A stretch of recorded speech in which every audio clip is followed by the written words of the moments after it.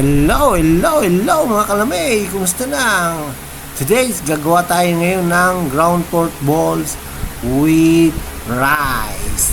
Ayan mga kalamay, ito ang ating mga kailangan, mga ingredients bago tayo magsimula. Ito, meron tayo ditong ground pork, bali 1 pound. Yan. Then,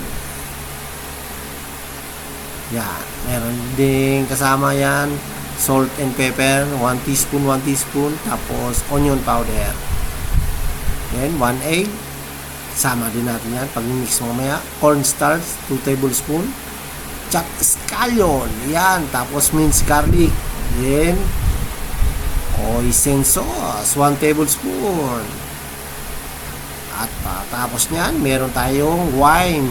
Any kinds of wine, pwedeng ilagay dyan. I-mix lang natin yan. So, tara na.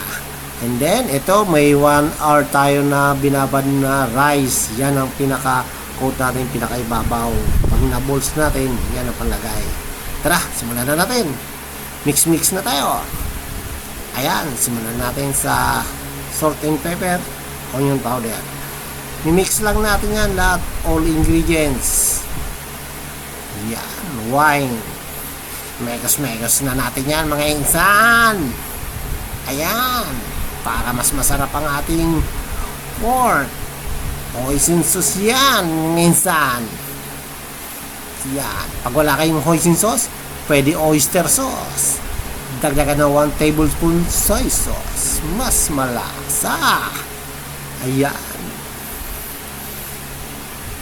Yan ang cornstarch. Then, egg. Yan, batiin na natin yan. Lalagyan na natin yan dyan, insan. Chopped scallion or spring onion. Then, minced garlic. Kasama na yan dyan. Yan. Mix na natin yan. Yan, mix all together. You know, mga insan, minimix na. Yan, magsimula na tayo mag-balls. Yan, balls lang yan. After na mabilog natin yan, lalagyan natin ng rice. Ayan yung rice. Yan. Yung balls lang. Ayan, dagdagan natin ng konti pa. Ayan, yun oh. 1-0 balls ulit. Ayan, lagyan natin ng rice. Ayun pa, konti pa. 2-0. Isa pa ulit. 3-0. 4-0. Yan. Okay na. Nakalima na tayo dyan, mga insan. Ayan, nakagawa tayo ng 7 balls, mga insan. Ayan. Ngayon, steam natin yan. Natin dyan, tatabi natin yan, kailangan may 1 inch ang pagitan kasi aalsa pa yan. Steam natin yan ng 45 minutes or 1 hour. Ayan yung na-steam na natin, natapos na natin.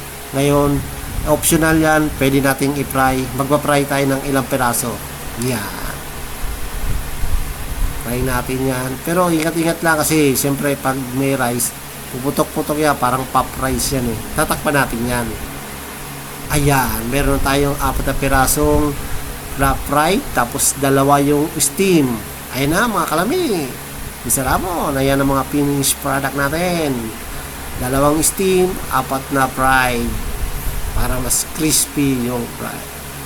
Wow, saramon ini. Mga kalami. Subukan yung gawin sa bahay, napakadali lang. Ayan na, meron pa tayong dip na Dijon mustard with hot sauce. Wow, Mr. Ramon. Pika na, mga insan. Yun.